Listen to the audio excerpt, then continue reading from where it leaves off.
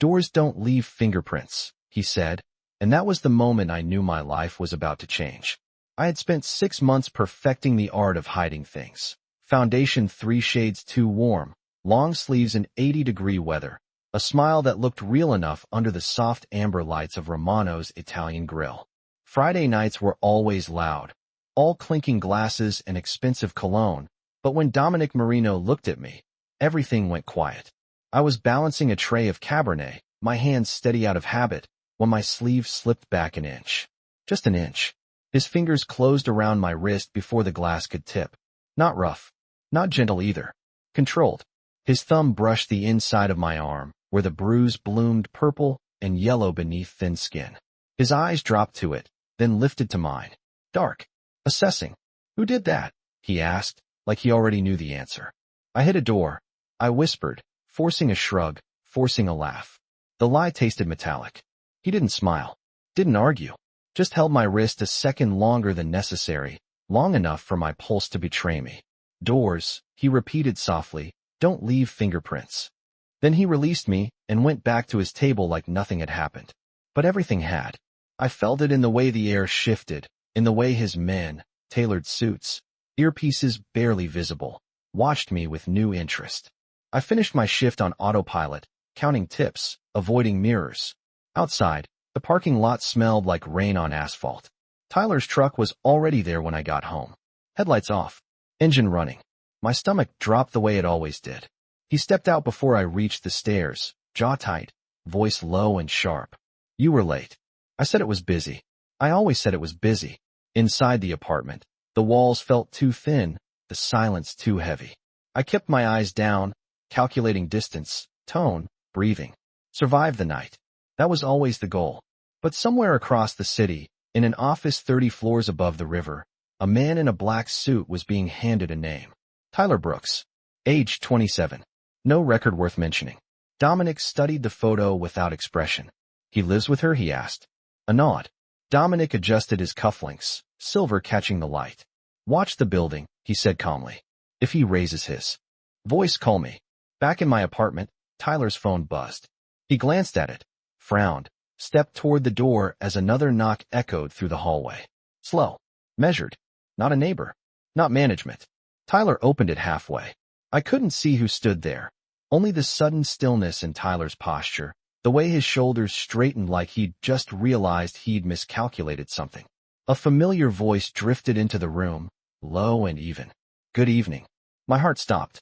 Dominic stepped inside without waiting to be invited, his presence filling the small living room like he owned every square foot. He didn't look at me first. He looked at Tyler. Calm. Unhurried. You're done, he said simply, as if ending a business contract. No shouting. No chaos. Just finality. And for the first time in 6 months, I felt something I almost didn't recognize. Safety. The silence after he said it was louder than any scream I had ever heard. Tyler stared at Dominic as if the air had been knocked out of him, like he was trying to understand how a stranger could walk into his apartment and speak with that kind of certainty. Dominic did not raise his voice. He did not need to.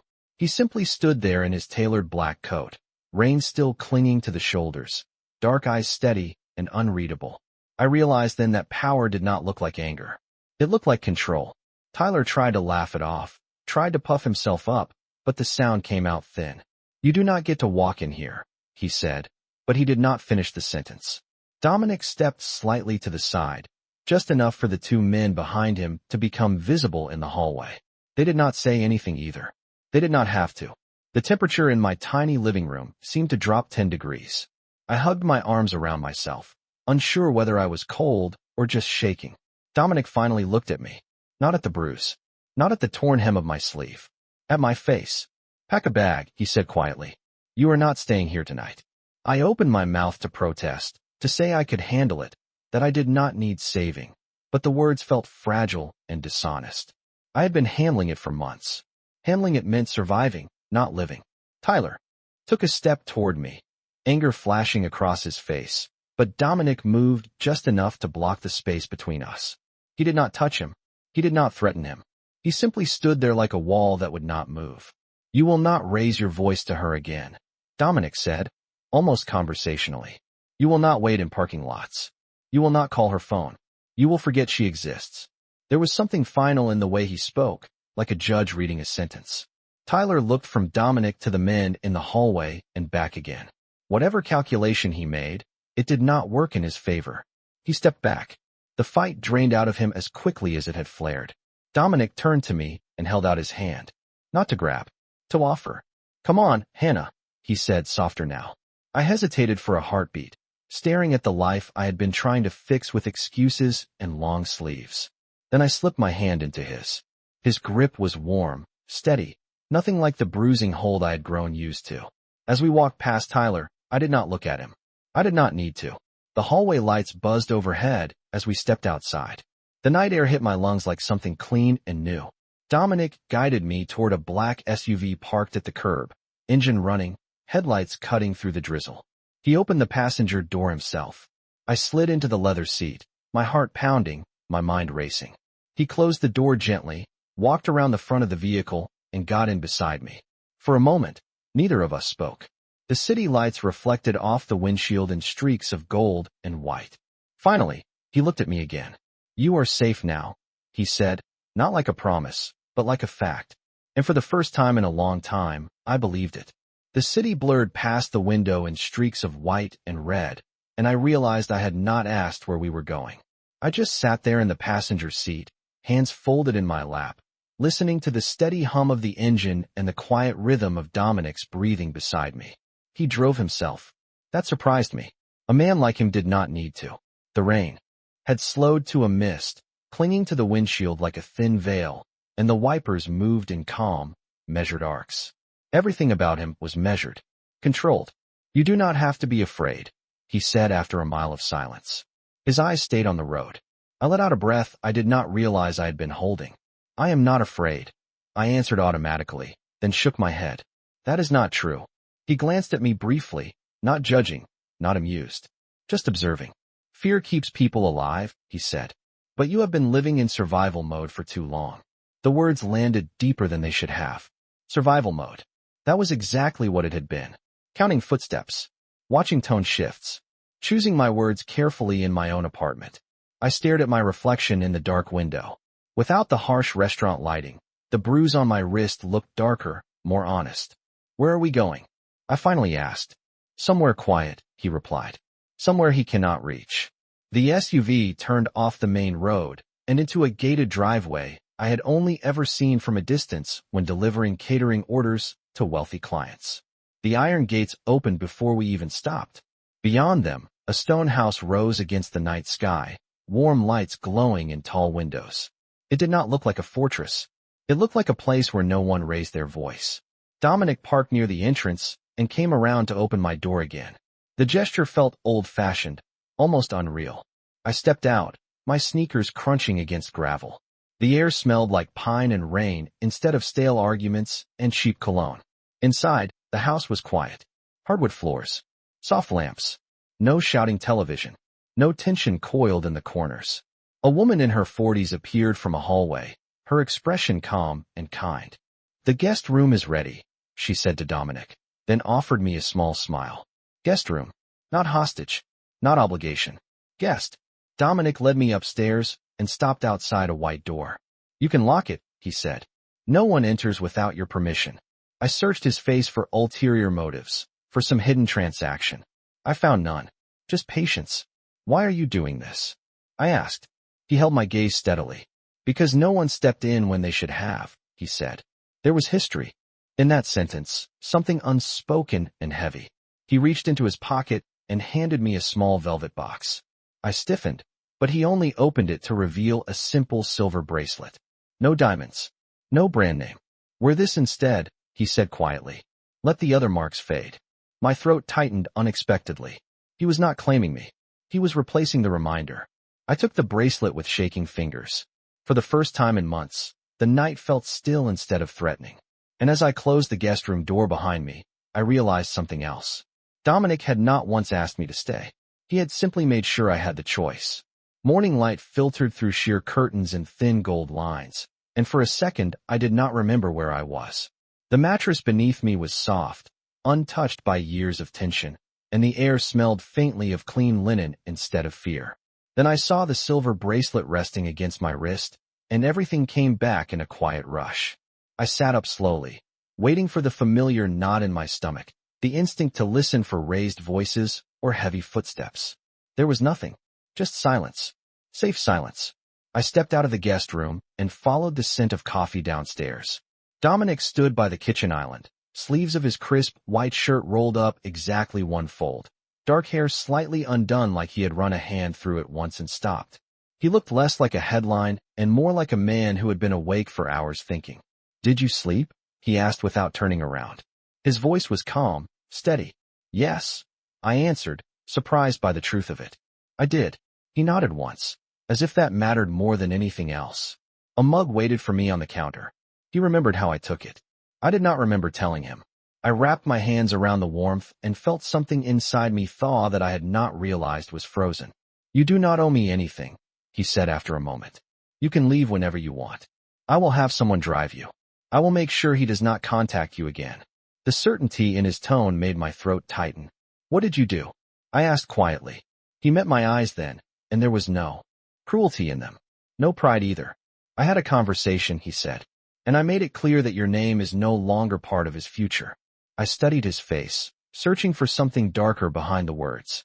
I found only restraint. He was not boasting. He was setting boundaries on my behalf. Outside, the sky was bright and clean after the storm, stretching wide and blue over the tree line. It felt like a different world from the cramped apartment I had left behind less than 12 hours ago. "You cannot fix everything," I whispered, more to myself than to him. He stepped closer, not invading my space, just enough to be heard without raising his voice. "I am not trying to fix you," he said. "I remove what harms you. The rest is your choice." Choice. The word echoed in my chest. For months, my life had been a series of calculated compromises. Now, for the first time, I felt like the decision was mine. I looked down at the bracelet again. It caught the morning light, simple and unmarked. Not a symbol of ownership. A replacement for something that had hurt. "Why me?" I asked, because I still did not understand why a man like him would step into a situation that was not his. Dominic's jaw tightened slightly, not in anger, but in memory. "Because I recognized the look in your eyes," he said quietly, and I decided I would not ignore it.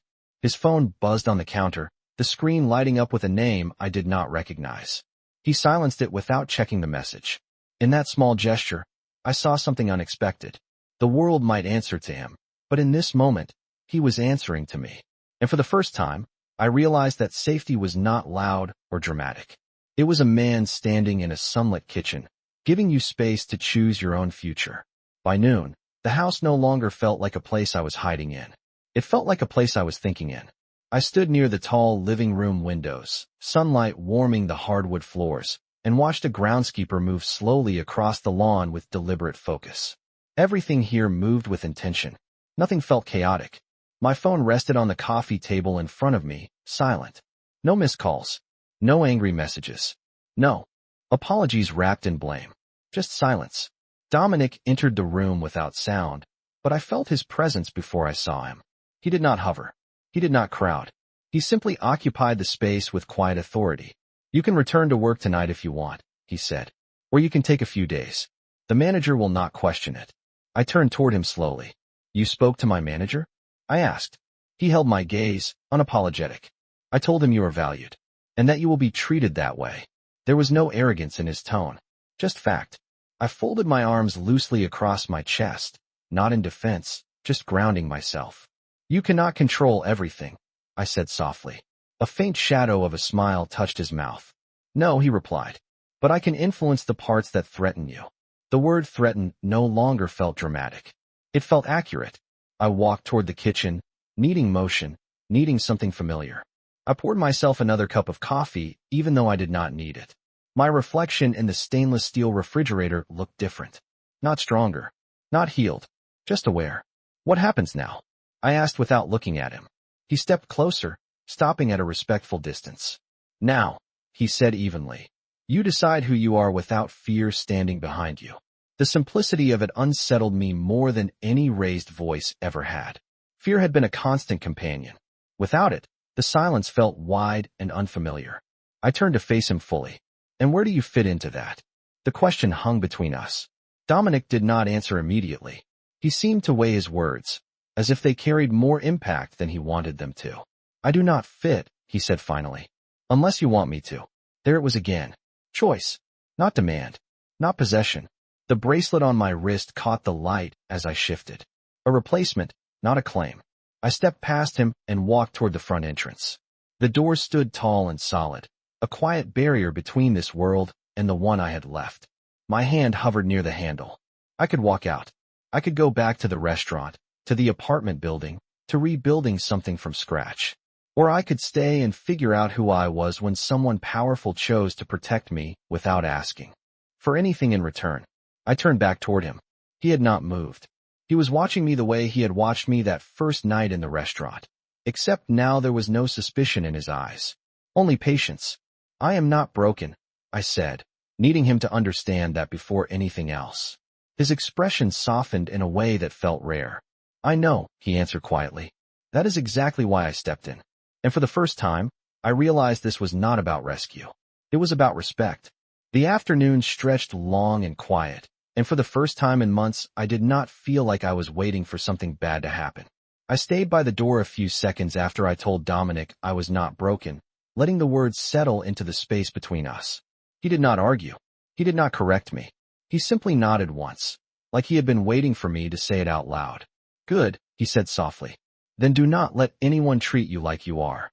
The simplicity of that statement hit harder than any confrontation ever had. I stepped away from the entrance and walked back into the living room, the bracelet cool against my wrist. I am going back to work tonight, I said. Not because I need to, because I want to. His eyes studied me carefully, measuring something deeper than the words. Then I will have someone nearby, he replied. I stiffened slightly. Not inside, he added calmly. Not interfering. Just present. I considered it. The old version of me would have refused on principle, insisting I could handle everything alone. But strength did not mean pretending danger did not exist. Fine, I said quietly. Nearby. A subtle approval flickered across his face, not because he had won, but because I had chosen. Later that evening, the SUV dropped me a block away from Romano's Italian Grill. I insisted on walking the last few steps by myself. The sky glowed orange over the city, the air warm and steady. When I pushed open the restaurant door, the familiar scent of garlic and wine wrapped around me. My manager looked up, surprise flashing across his features before softening into something almost respectful. Take your time tonight, he said. You are covered if you need a break. That had never happened before. I tied my apron slowly, aware of the difference. Not in the room. In me. I moved through the tables with steadier hands, no longer scanning every face for hidden threat. Halfway through the shift, the door opened and Dominic walked in. Not dramatically, not with an entourage, just him. Conversations quieted instinctively as he crossed the dining room. He took his usual seat, but his attention stayed on me, not in possession, not in control, just observant. When I approached with a glass of water, our eyes met briefly. How does it feel? He asked in a low voice. I understood the question beneath the question. It feels like mine, I answered. Something in his expression shifted, a small release of tension. He did not need to do anything else. His presence alone rewrote the atmosphere. Later, as I stepped outside for a short break, I noticed a black SUV parked across the street, engine off, lights dark. Protective, not intrusive. For the first time, safety did not feel like a cage. It felt like a perimeter I could step beyond whenever I chose. When my shift ended, I walked out with my head high, the night air cool against my skin. Dominic waited by his car, hands in his coat pockets. Ready? He asked. I paused, looking back at the restaurant, then forward at the open street. I am not running, I said. He nodded slowly. I know. And in that quiet exchange, I understood something clearly. He had not taken over my life. He had simply removed the fear that was shrinking it. The drive back to the house was quieter than the night before, but it did not feel heavy. The city lights reflected across the windshield in soft streaks of gold, and for once I was not counting the minutes until I could lock a door behind me. Dominic kept one hand on the steering wheel, the other resting loosely near the gear shift, his posture relaxed but alert. You handled yourself tonight, he said after a few miles. His tone was not praise. It was recognition. I looked out at the skyline fading behind us. I have always handled myself, I replied gently. I just did it differently before. He glanced at me, a faint nod acknowledging the truth in that. When we pulled through the gates again, the house felt less like a temporary refuge, and more like neutral ground. Not his world. Not mine. Just space. Inside, the lights were dimmed low, the quiet almost reverent. I slipped off my shoes by the door without thinking. It felt natural now. Dominic paused near the staircase. You do not have to stay in the guest room, he said carefully. There are other rooms. This is not a hotel. I met his eyes. I know, I answered. And I did know. He was not positioning me. He was offering options. I walked into the kitchen and poured myself a glass of water, the cool taste steadying my thoughts. What happens when your world collides with mine? I asked quietly. He leaned back against the counter across from me, considering the question like it deserved time. It already has, he said. The difference is whether you let it define you. The words lingered. I studied him in the softer light. Without the restaurant crowd or the sharp suits and guarded entrances, he looked almost younger. Not less powerful, just less armored. People are afraid of you, I said. He did not deny it. Sometimes fear keeps things orderly, he replied. But it does not build trust. I swallowed, the bracelet cool against my skin. And what are you building? His gaze held mine longer this time, steady and unflinching. I am building something that does not require you to be afraid. The sincerity in his voice unsettled me more than any grand gesture would have. I set the glass down and stepped closer, not because I felt pulled, but because I felt steady enough to move. You cannot erase what happened, I said. You cannot rewrite 6 months. I do not want to rewrite you, he answered. I want you to decide what the next 6 months look like. The weight of that choice felt heavy, but not crushing. Empowering. Outside, the wind shifted through the trees, a soft rustle against the windows. I realized then that this was not about rescue or ownership or even protection. It was about balance. For the first time, I was standing in a room with a man who could control entire rooms full of people, and yet he was waiting for my answer. I took a slow breath. Then do not protect me from everything, I said quietly. Stand beside me. Something changed in his expression. Not dominance. Not triumph. Respect. Beside you, he repeated. And in that simple agreement, the ground between us leveled completely. The next morning, the world did not collapse. That surprised me more than anything else. I woke before sunrise, the sky outside still a deep blue fading into silver, and lay there listening to the quiet hum of the house. No tension in the walls. No raised voices bleeding through thin drywall. Just the steady rhythm of a place that felt grounded. I slipped out of bed and walked barefoot down the hallway, the hardwood cool beneath my feet. Dominic was already awake. I found him in his office, standing by a large window overlooking the trees, phone pressed to his ear, voice low and controlled. He ended the call as soon as he saw me, slipping the phone into his pocket without hesitation. Did I wake you? I asked. He shook his head slightly. I do not sleep much, he replied. There was something unspoken in that admission, something heavy that did not belong to me yet. I stepped inside the room, glancing at the organized desk, the framed photographs on a shelf. One caught my attention. A younger Dominic standing beside an older woman, both of them smiling in a way I had not yet seen from him. Your mother? I asked gently. He followed my gaze and nodded once. She taught me that silence can be strength, he said. But silence can also allow harm. I understood then. This was not about power for him. It was about correction, about stepping in where someone else once had not. I leaned against the edge of the desk, arms folded loosely, not defensive, just steady. You cannot carry every injustice, I said softly. He walked closer, stopping within arm's length. No, he agreed. But I can choose the ones that matter. The air between us felt different now. Not tense. Not fragile. Just honest. My phone buzzed in my pocket. The sound startled me for a split second before I remembered I was no longer bracing for impact. I pulled it out slowly. A text from an unknown number. 3 words. Do not forget me. My pulse quickened, but it did not spiral. Dominic noticed the shift in my expression immediately. What is it? He asked calmly. I handed him the phone. He read the message without visible reaction, then looked at me. It is noise, he said. Nothing more. It does not feel like nothing, I admitted. He stepped closer, his voice lowering slightly, but never rising. Fear echoes long after the thread is removed, he said. but echoes fade. I studied his face, searching for doubt. There was none, only certainty. He handed the phone back to me. Block the number, he instructed gently, and then decide what today looks like for you. That was always his answer. Not control, not command. Choice. I deleted the message, blocked the contact, and felt something subtle shift inside my chest. Not relief. Strength. I am not hiding, I said quietly. He nodded once, approval flickering in his eyes. Good, he replied. Because I am not either. Outside, the sun finally broke over the tree line, golden light spilling across the floor. It did not feel like a dramatic new beginning. It felt steady, earned. And as I stood there with him in the quiet office, I realized something unexpected. He had not changed who I was. He had simply reminded me that I had never been small to begin with. By the end of the week, the text message felt smaller than it had that morning, but it did not disappear completely. Fear does not vanish overnight. It fades in layers. I returned to work each evening, walking through the front doors of the restaurant with my shoulders straight and my sleeves rolled up just enough to feel the air against my skin.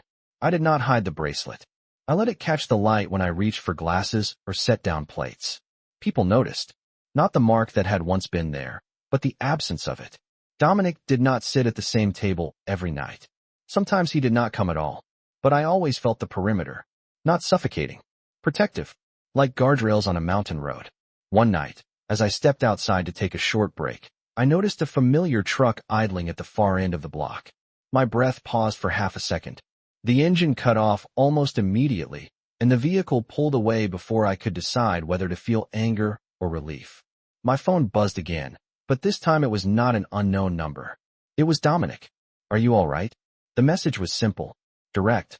I typed back, yes. I am not running. A few seconds later, the black SUV rolled slowly past the restaurant, not stopping, not drawing attention. Just a quiet reminder that I was not alone. Later that night, when my shift ended, Dominic was waiting by the curb. He stepped out as I approached, reading my expression before I spoke. He drove by, I said, and then he left. Dominic nodded once, jaw tightening slightly, but voice steady. He is testing distance, he replied. He will learn it is permanent. I crossed my arms loosely, feeling the night air against my skin. You cannot monitor every street, I said softly. I do not need to, he answered. I only need to make it clear that you are not accessible. There was no possessiveness in the statement, only boundary. We drove in silence for a few miles, the city lights thinning as we moved toward the quieter roads near the house. Does it ever stop? I asked suddenly. The part of you that anticipates problems before they happen. He glanced at me, thoughtful. No, he said honestly. But it becomes quieter when there is nothing left to protect. The words lingered. Nothing left to protect. I looked down at my hands resting in my lap. I was not fragile. I was not someone to be guarded like an object. But I was someone worth standing beside. When we reached the house, I did not head inside immediately. I stood under the porch light, looking up at the sky scattered with faint stars. I do not want my life defined by who I was afraid of, I said. Dominic stepped beside me, close but not touching. Then do not define it that way, he replied calmly. Define it by who you refuse to become. I let that settle into my chest. Refuse to become. Bitter. Small. Silent. I turned toward him slowly. And you? I asked. What are you refusing to become? His gaze held mine in the soft glow of the porch light. Someone who watches and does nothing, he answered. In that moment, I understood something clearly. This was not about dominance or rescue. It was about two people standing in the aftermath of fear and choosing something steadier. And for the first time, the night did not feel like a threat. It felt like possibility. The next evening did not announce itself as significant, but I felt the shift before anything happened. The air was cooler, autumn pressing gently against the edges of summer, and the restaurant was fuller than usual. Conversations layered over each other in a steady hum, silverware clinking against porcelain, wine glasses catching warm light from the chandeliers. I moved through the tables with quiet focus, not scanning for danger anymore, just reading the room the way I always had. Halfway through my shift, the front doors opened, and a ripple moved through the crowd. Not loud, not dramatic, just subtle awareness. Dominic stepped inside, dark coat draped perfectly over his shoulders, posture relaxed but impossible to ignore. He did not look for me immediately. He greeted the host, exchanged a few calm words with the manager, then took a table near the window. There were no men flanking him tonight. No visible perimeter. Just him. I approached with a steady hand and set a glass of water down in front of him. "You came alone," I observed quietly. His gaze lifted to mine, steady and unreadable. "I trust you," he replied. The words landed differently than I expected. Trust was not something he offered lightly. I nodded once and stepped away, but I felt his presence throughout the evening. Not hovering, not claiming, simply there.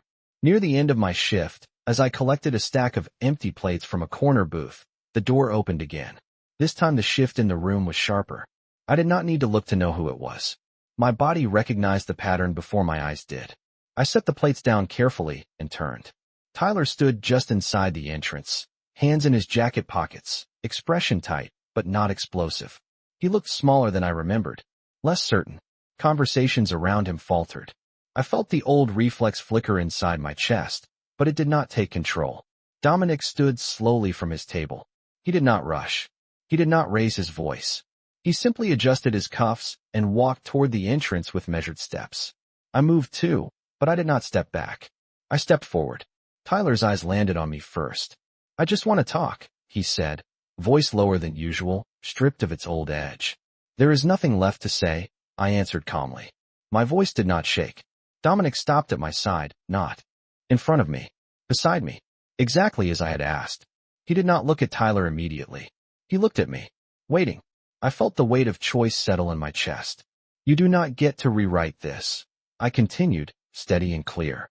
"You do not get to circle back when you are bored or lonely. I am not available."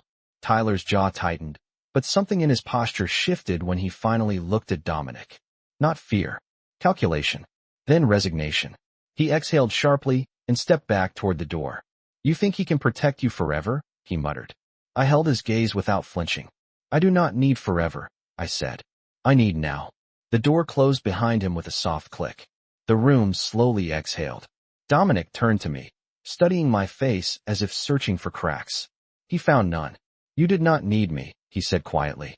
I met his eyes and allowed a small, steady smile. "No," I replied, "but I wanted you here." And in that difference, everything changed. The restaurant never fully returned to normal that night, but neither did I. After Tyler walked out and the door closed behind him, a quiet strength settled into my chest that felt different from adrenaline. It was steadier, earned. I finished my shift without rushing, without glancing toward the entrance every 5 seconds. When I finally untied my apron, Dominic was still seated near the window, a half-finished glass of water in front of him. He had not touched his phone once. He had not interfered. He had simply been there. I walked over and stood across from him. "You were very calm," I said. He looked up at me, dark eyes reflecting the warm restaurant lights. "So were you," he replied. There was no teasing in his tone, only acknowledgement. Outside, the night air was crisp, carrying the faint scent of rain from somewhere far off. We stepped onto the sidewalk together, not speaking at first. The city moved around us in its usual rhythm, headlights passing, distant sirens echoing blocks away. Nothing dramatic, nothing cinematic, just real. "You did not step in," I said finally. He slid his hands into the pockets of his coat. "You asked me to stand beside you," he answered. "Not in front of you." I let that settle. For a man used to controlling outcomes, restraint was not weakness. It was discipline. We reached the SUV, but neither of us opened the doors immediately. The streetlight above cast a soft glow over the pavement, and I noticed how relaxed his shoulders were compared to the first night he had walked into my apartment. "He will not come back," Dominic said quietly. It was not a threat. It was certainty. I believed him, not because of fear, but because of finality. "I am not afraid of him anymore," I admitted. Saying it out loud felt like sealing something shut. Dominic studied my face as if verifying the truth of it. "Good," he said softly, "because fear should never be the loudest voice in your life." I looked at him then, really looked at him. At the faint scar near his jaw, at the controlled stillness in the way he held himself. "And what is the loudest voice in yours?" I asked. For a moment, something unguarded flickered in his expression. "Responsibility," he replied. "Sometimes regret." I did not ask him to explain. Some histories reveal themselves slowly. Instead, I reached for the passenger door and opened it myself this time. He noticed. a subtle shift in his eyes, almost approval. As we drove back toward the house, the city lights thinning behind us, I rested my hand lightly on the center console. Not reaching for him, not pulling away, just present. The road ahead stretched clear and open, framed by trees and quiet neighborhoods. When we pulled through the gates, I realized something important. The house was no longer a refuge from danger. It was simply where I chose to be. As we stepped out of the vehicle, Dominic walked beside me, matching my pace exactly. Not leading, not following. And for the first time, I understood that protection was not about dominance. It was about alignment. And that night, under a sky finally free of storm clouds, we were aligned. The house felt different that night, not because anything had changed physically, but because something inside me had settled into place. I walked through the front door without hesitation, no longer glancing over my shoulder out of habit. Dominic locked the door behind us with a quiet click, a simple sound that once would have meant confinement, but now meant closure. I moved into the living room and sank onto the edge of the couch, exhaling slowly. The tension that had lived between my shoulders for months felt lighter, almost unfamiliar. Dominic remained standing for a moment, watching me carefully, as if making sure the strength he had seen in the restaurant had not cracked once we were alone.